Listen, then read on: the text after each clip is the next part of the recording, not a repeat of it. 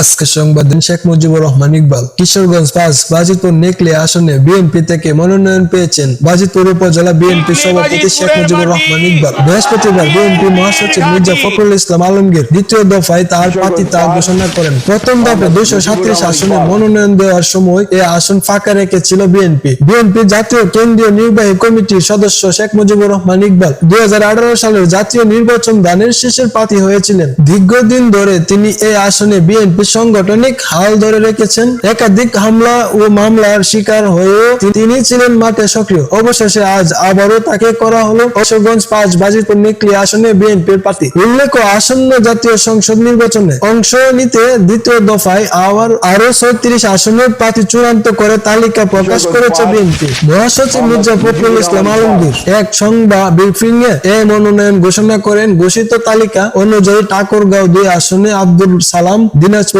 ৫ আসনে। এই চ্যানেলে নতুন হয়ে থাকলে অবশ্যই চ্যানেলটি সাবস্ক্রাইব করে যাবেন।